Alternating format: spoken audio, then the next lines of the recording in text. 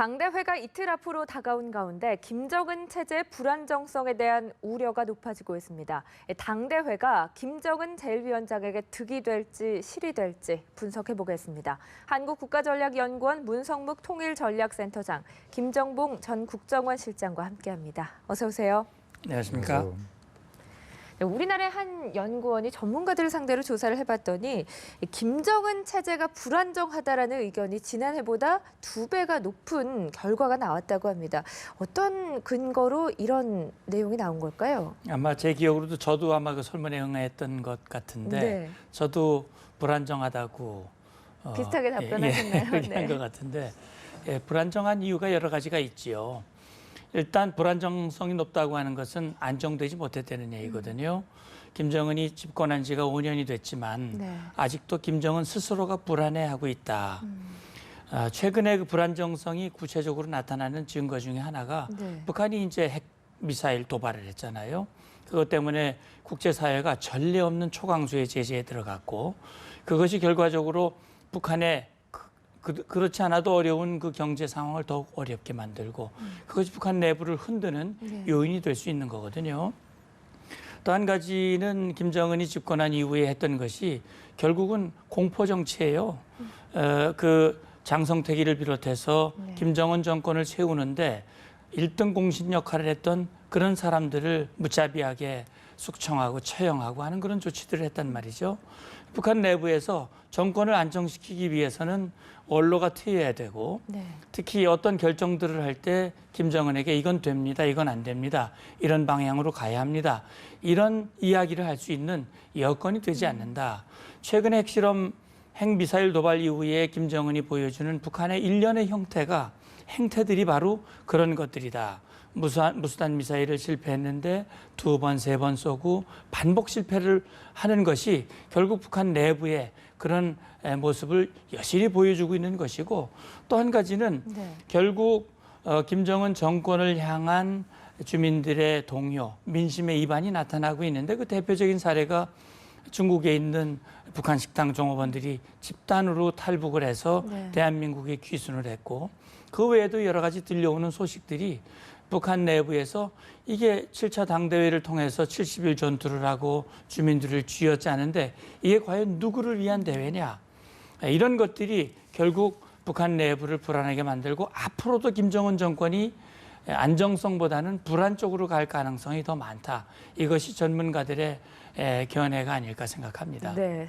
불안정성이 높아지고 있다는 다양한 근거를 제시해 주셨는데요. 그중 하나가 지금 당대회가 북한의 내부를 흔드는 요인이 될 수 있다라고 하셨거든요. 동의하십니까? 현재 네. 김일성도 말년에 그리고 김정일도 당대회를 개최할 수가 없었습니다. 왜 그런다면은 자기들이 원래 그 목표로 했던 네. 경제 성장 목표가 있었어요. 1980년도에 10대 전망 목표라는 것을 내세워서 이렇게 10가지 분야에 있어서 네. 우리가 이렇게 경제적인 목표를 달성하겠다라고 제시를 했는데 그 이후에 자꾸 마이너스 성장을 하면서 그걸 달성하지 못하게 되니까 인민들한테 또 이 밥에 네. 쌀밥에 고깃국을 먹여주겠다. 그리고 기아집에 살게 해주겠다. 이런 약속을 했었습니다. 김일성이가. 그래서 김일성이가 김정일한테 그 약속을 지킬 때까지는 당대회를 개최하지 말라라고 이렇게 지시를 했기 때문에 김일성도 말년에 그다음에 김정일도 당대회를 개최하지 못했어요. 네. 그런데 김정은이 갑자기 이렇게 당대회를 개최한다는 것은 뭔가 자기도 노림수가 있지만은 굉장한 자기한테도 마이너스 효과가 될 수가 있어요. 어차피 당대회를 개최하면은 네. 다시 1월 1일 날 자기가 신년사에서 얘기했듯이 휘황찬 미래를 얘기해야 됩니다. 그러면 김정은이 제시하는 휘황찬 미래가 이제 제시돼야 될 텐데 그 휘황찬 미래를 김정은이가 과연 그걸 자기가 성공적으로 목표를 달성할 수 있을 것인가 하는 게 굉장히 회의감이 많이 들 네. 겁니다. 그런 측면에서 역풍을 맞을 수 있다는 거고 그다음에 이제 당대회를 개최하기 위해서 70일 전투라는 걸 했지 않습니까? 네. 근데 70일 전투 기간 중에 장례식도 못하고 결혼식도 못하게 하고 결혼하는 신랑 신부가 오전까지는 노동 현장에 동원돼 가지고 네. 노동을 하다 결혼식을 하고 그다음에 장례식장에는 상주도 탄광이나 이런 노동 현장에 가서 이렇게 노동을 할 수밖에 없는 그런 상황을 이제 벌리고 있기 때문에 인민들이 굉장히 불만이 많습니다. 그다가 또 하나는 또 자기 한 달 월급에 네. 뭐 3배에서 5배 정도의 그 충성 자금을 바치라 그래가지고 주민들의 그 원성이 자자하기 때문에 오히려 당대가 끝나고 나서 김정은이가 뭔가 가시적 성과를 내세우지 못하면은 이거 당대 자체가 김정은 체제를 오히려 옥죄고 정권의 기반을 약화시킬 수 있는 그런 그 계기가 될 수도 있다는 점에서 굉장히 그 후폭풍이 네. 예상되는 그런 상황이라 할 수 있겠습니다. 네, 일단 준비 과정에서 보면 주민들의 불만이 상당히 고조된 상황인 것을 알 수가 있을 것 같은데요. 이 준비를 하면서 북한 경제 버팀목이었던 장마당까지 위축이 됐다고 하거든요. 지금 어떤 상황으로 추정됩니까? 예, 말씀하신 대로 장마당이라고 하는 것이 북한 경제의 버팀목이다. 네. 이게 참 아이러니한 일인데 결국 북한이라고 하는 체제는 생산 그 수단을 당이나 국가가 독점을 해가지고 분배를 평등하게 해서 주민들이 고르게 살도록 하겠다. 또 주민들의 이 생존, 다시 말하면 삶을 당이 책임을 지겠다라고 출범한 것이 바로 북한 체제와 정권이고 자기들이 그동안 그렇게 선전을 해왔지만 네. 모든 배급 체제가 무너졌고 결국 주민들은 밖으로 내몰려서 자기들 먹는 문제, 생존의 문제를 스스로 장마당을 통해서 해결했단 말이죠. 그런데 지금 북한 정권이 김정은 정권이 김정은 이 당대회 개최를 위해서 김 교수님 말씀하셨던 대로 70일 전투를 네. 무리하게 하면서 이 주민들을 이 노력, 다시 말하면 그런 공사장으로 동원을 하게 되니까 이 주민들이 장마당에 가서 장사를 해서 벌어서 하루하루 네. 먹어야 되는데 결국 그 시간들을 장마당에 투자를 못하고 결국 끌려나가서 이 노력동원에 참여를 해야 되고 결국 그렇다면 이 장마당이 위축될 수밖에 없는 것이죠. 그리고 결국 국제사회의 제재라고 하는 것이 북한으로 들어가는 물자의 어떤 그 양이라든지 이런 것들을 통제하게 되고 네. 결과적으로 장마당의 유통이 굉장히 어려워진다고 하는 점이고요. 금방 교수님도 말씀하셨습니다만 북한이 이제 외화가 들어오는 통로가 차단이 되고 어려워지니까 결국 주민들에게 충성자금 그런 것들을 강요하는데 가구당 돈을 배정을 하는데 뭐 한 달 월급에 한 1,500배 되는 그런 것들을 배정을 하면서 결국 장마당에 나가서 그걸 가지고 다시 장사를 하고 그걸 이익을 남겨서 먹고 살아야 되는데 그것들이 당으로 뺏겨버리니까 그 장에 나가서 유통할 수 있는 그런 돈이 없다. 그래서 일부 이 평가에서는 국제사회의 대북 제재가 진행되는데 장마당의 물가에 큰 변화가 없고 오히려 안정되고 있다라고 하는 것이 이 주민들의 돈, 다시 네. 말하면 장마당에서 쓸 돈이 없기 때문에 결국 물가가 안정된 이상한 네. 그 현상이 벌어지고 있다라고 하는 것인데 자 이렇다면 결국 김정은 정권이 당이 해주지 못하는 일을 장마당이 해결을 해줬는데 네. 장마당마저 위축이 된다면 과연 김정은이 본인의 시대를 열어가고자 하는 이 계산이 과연 그 계산대로 앞으로 전개될 것인가 이것이 우리가 주목해야 할 부분일 것 같습니다. 네. 이렇게 고혈을 쥐어짜는데 어떤 성과를 내놓은들 인민들의 공감을 얻을 수 있을까라는 생각이 드는데요. 두 분 말씀 종합해보면 일단 당대회가 득보다는 실 쪽에 좀 더 무게감이 실리는 것 같습니다만 그 중국의 유명 평론가가 김정은 정권이 10년에서 길어봤자 15년 내에 붕괴할 것이다라는 전망을 내놨습니다. 사실 이런 류의 주장은 종종 나오기도 했었지만 이게 중국에서 나왔다라는 점에 주목을 해봐야 될 것 같은데요. 어떻게 해석할 수 있을까요? 네, 중국이 북한의 그 버팀목이고 또 중국의 그 어떤 학자도 네. 또 언론도 당의 그 뭐랄까 노선에 반대되는 소리는 못합니다. 근데 그런 것을 뚫고 이렇게 북한 붕괴론을 얘기하는 사람이 있다는 것은 네. 중국도 상당히 많이 변해간다라는 것을 우리가 알 수가 있는데 이 사람은 그래도 상당히 우호적으로 평가한 것 같습니다. 북한에 대해서. 그래요? 아니 뭐 10년, 15년을 간다고 평가한 것은 상당히 우호적인 거라 볼 수 있는데 저희들 평가하기에는 현재 유엔 제재가 제대로만 시행된다면 북한 체제가 그렇게 오래 갈 것 같지가 않습니다. 아, 10년보다 더 짧게. 더 짧게 밖에 지탱을 못할 것 같은데요. 현재 통상 보면은 북한은 30억 불을 수출하고 네. 40억 불을 정도로 이제 수입을 합니다. 나머지 10억 불을 뭐로 쳐나면 해외 노동자 수입이라든가 외교관들, 무단 무역 상사에서 몰래 돈 벌어가지고 10억 불을 채워가지고 그 70억 불 가지고 먹고 사는데 만약에 지하 자원이 네. 중국에 수출이 안 되면은 대략 무역량이 반 정도는 줄게 됩니다. 그러면 15억 불 손해를 보면은 수입량도 10억 불 줍니다. 왜냐하면 그 돈 벌어서 수입을 하기 때문에 네네. 그러면 무역량이 한 70억 불 좀 넘는데 한 30억 불 정도의 무역량이 줄게 되면은 북한 체제가 지탱하기 굉장히 힘들죠. 그래서 앞으로 만약에 미국의 그 세컨더리 보이콧에 의해서 북한이 해외 노동자 파견도 자꾸 제재를 받고 하는 부분이 생긴다면은 그보다 더 무역량도 줄고 외화수입이 줄기 때문에 네. 북한 체제가 견디기 굉장히 힘들어집니다. 왜 또 힘들어지냐면은 첫 번째가 북한 체제가 당정 고위 간부는 네. 김정은에 대해서 충성하는 이유가 하나밖에 없습니다. 김정은이 이뻐서도 아니고 주체사항이 좋아서도 아니고 사회주의 체제가 뭐 이렇게 매력적이라서 아닙니다. 오히려 내가 김정은한테 충성하면은 나한테 돈으로 돌아오는 게 많고 네. 호의호식하기 때문에 충성을 다하는 것이거든요. 그런데 만약에 유엔 체제가 점점 더 이렇게 심화되고 김정은이가 자기 비자금이 쫙 줄어들고 해서 선물 정치, 고위 간부한테 줄 수 있는 선물 정치, 그다음에 그런 메리트가 없어지면은 이 고위 간부들도 김정은한테 충성할 그 필요가 별로 없어집니다. 그럼 이 사람들이 전부 다 김정은의 반대 세력으로 돌아설 수가 있고 일반 주민들은 유엔 체제가 점점 심해지면은 장마당에서 물건을 구입할 수가 없습니다. 네. 생필품 구입할 수가 없고 식량도 구입할 수 없기 때문에 통상 우리가 평가하기에는 북한은 인민 폭동이 일어날 수 없다, 번개가 일어날 수 없다고 얘기하는데 가장 큰 게 두 가지입니다. 첫 번째가 통신이 안 된다. 네. 통신이 안 되기 때문에 그 폭동이 못 일어난다. 그다음에 여행의 자유가 없기 때문에 폭동이 안 일어난다고 얘기를 하지만 지금 이제 두 가지 전제가 다 무너지고 있습니다. 첫째, 핸드폰이 뭐 그냥 몇백만 대 있어가지고 거의 보급이 많이 됐다고 엄청나게 봐야죠. 많이 됐죠. 한 400만 대 가까이 됩니다. 그래서 이것이 서로 그 위치를 확인하고 소문을 전달할 수 있는 수단이 되거든요. 네. 그다음에 또 하나는 장마당에 장사하기 위해서 장마당에 수만 명이 모입니다. 특히 청진의 수남시장 같은 경우는 매대 길이만 2km가 된다 그래요. 그런데 수만 명이 모입니다. 그런 데서 장사를 하고 있기 때문에 그 우발적으로 또 계획적으로 이렇게 네. 폭동이랄 가능성이 있기 때문에 북한 체제가 중국의 어떤 학자가 뭐 10년, 15년 본 것은 너무나 길게 본 거 아닌가. 네. 저는 그보다 훨씬 더 단명할 거라고 이렇게 감히 예측을 합니다. 네, 북한은 변하고 있고 대북 제재가 북한에 상당히 위협적인 것만은 사실인 것 같습니다.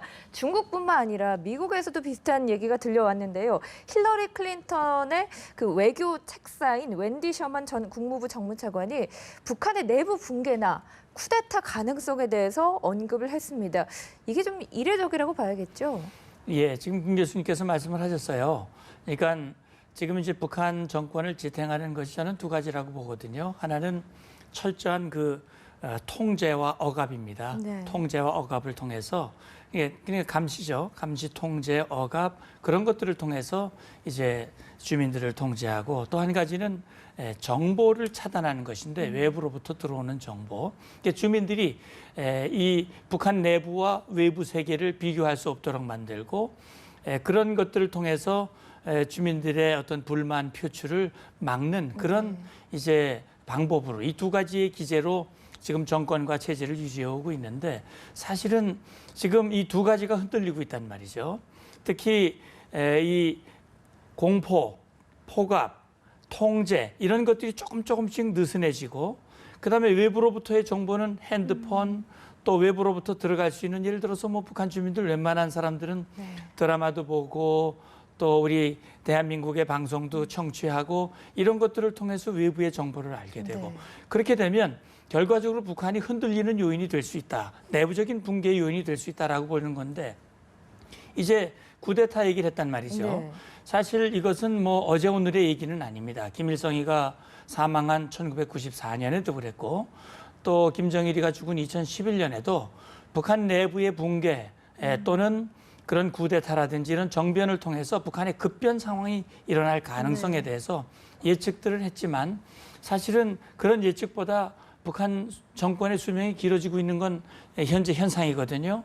그런데 이 말씀하신 대로 쿠데타의 가능성은 그동안 내부의 철저한 감시, 특히 교차 감시를 하지요. 그래서 이 군 또는 김정은을 호위하는 호위 총국이라든지 보이사라든지 국가안전보위부라든지 이런 조직들을 가지고 크로스 체크를 하면서 네. 어느 누구도 단독으로 행동을 할 수 없도록 감시하고 통제하는 그런 그물망 같은 감시와 통제가 그동안 이제 쿠데타를 막은 요인이 될 수 있었다라고 볼 수 있는데, 만약에 북한 내부에서 이 김정은에게 반감을 가진 그런 세력들이 보이지 않게 서로 결탁을 하고 네. 함께 한다면 그 가능성을 완전히 배제할 수는 없다. 과거에 김일성 시대에는 그래도 충성심이 있고 카리스마가 있었지만 지금 상황이 점점 어려워지고 네. 다시 말하면 엘리트층에 충성을 다하던 사람들이 자기들에게 돌아오는 것도 없고 오히려 신변이 위태롭다라고 하는 생각이 공감대가 확산이 된다면 네. 그럴 가능성을 전혀 배제할 수 없는 상황이기 때문에 그런 점에서 이런 급변 상황에 우리가 대비하는 그런 대비책이 늘 준비되어 있어야 된다. 이런 말씀을 드리고 싶죠. 네, 이런 국제사회 시선을 아는지 모르는지 북한은 미국을 향해서 위협을 계속해서 이어가고 있습니다. 이번에는 인민군 판문점 대표가 비망록을 발표했는데 북미 사이에는 생사 판가름을 위한 물리적 결산만이 남았다. 이렇게 위협을 했거든요. 이 물리적 결산 어떤 걸 의미하는 겁니까? 네, 물리적 결산은 전쟁을 얘기합니다. 전쟁, 네. 전쟁을 얘기하는 것인데 현재 북한이 미국을 상대로 전쟁할 능력은 없지 않습니까? 최근 들어서 북한이 무수단 미사일을 뭐 3발 다 쐈다 실패를 하고, 그다음에 SLBM도 쐈지만은 뭐 30km밖에 안 나아갔고, 네. 그다음에 이제 ICBM을 개발한다고 자꾸 이제 자랑을 하고 내화 실험도 하고, 그다음에 고체 연료도 실험도 하고 하는 것이 대부분 다 물론 한국도 목표로 하지만은 주 목적이 바로 미국을 공갈 협박을 해서 미국이 자기들하고 평화협정을 체결하고, 그리고 자기들을 핵보유국으로 인정을 해서 유엔 제재를 돌파를 하고 이렇게 하려고 그러는 겁니다. 이게 기본 목적인데 현재 미국을 향해서는 전쟁을 도발할 능력이 없는데 문제는 한국에 대한 것입니다. 공갈 협박은 미국에 대해서 했지만은 우리 한국에 대해서도 뭐 청와대 불바다를 한다든가, 반동 통치 고하를 갖다가 이제 폭파시키겠다든가 이런 얘기를 자꾸 하고 있고, 우리 또 요인 암살을 하겠다든가 이런 생각들을 하고 있고 실제 또 실행도 하고 있습니다. 벌써 우리 연길에서 우리 조선족 목사님을 갖다가 암살하고 하는 사건은 자꾸 벌어지고 있는데, 그게 바로 현실로 드러나는 것인데, 현재 제일 두려운 것은 북한이 현재 당대 때문에 현재 대남 직접 도발을 하지 않고 있는데, 당대가 끝나고 나면은 이제는 한국에 대해서 직접 도발을 하지 않겠는가 이렇게 우려가 됩니다. 네. 북한이 청와대 모형을 만들어 놓고 포사격 연습을 하고 그랬지 않습니까? 그리고 300mm 방사포를 쏴가지고 그것이 200km 날아간 다음에 GPS 유도해서 하늘에서 바로 직하도 떨어져서 정확히 목표물을 타격하는 모습도 보여줬습니다. 그래서 우리 주요 시설이나 청와대 이런 데에다가 북한이 미사일 공격을 한다든가, 아니면은 뭐 무인기를 보내서 공격을 한다든가, 아니면 또 우리 인구 밀집 지역에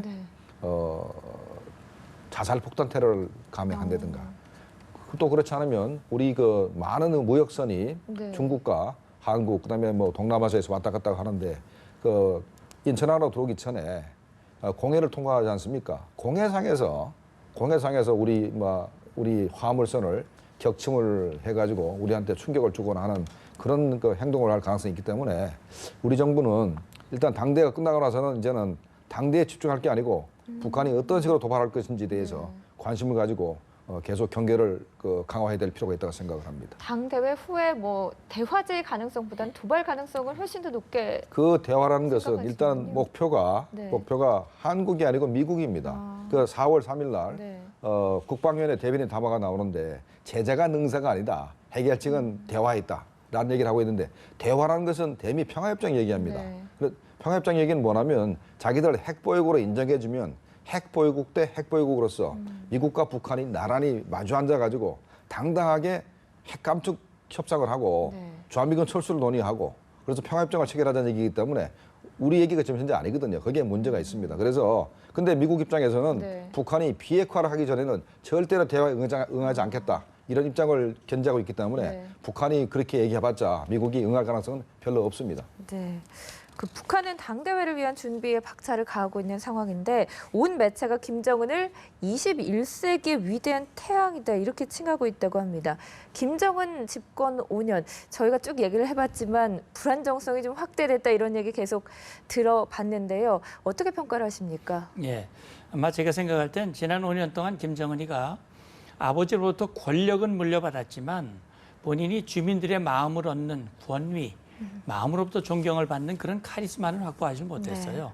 그러다 보니까 주어진 권력, 물려받은 권력을 유지하고 그 권력을 뭔가 좀 탄탄하게 하려고 무리한 행동들을 그동안 해왔거든요. 그 대표적인 행동이 바로 3, 4차 핵실험입니다. 네. 그다음에 장거리 미사일 발사죠. 그러니까 원래 김정은이가 정권을 물려받고 제일 먼저 북한 주민들에게 공약을 한 것이 있습니다.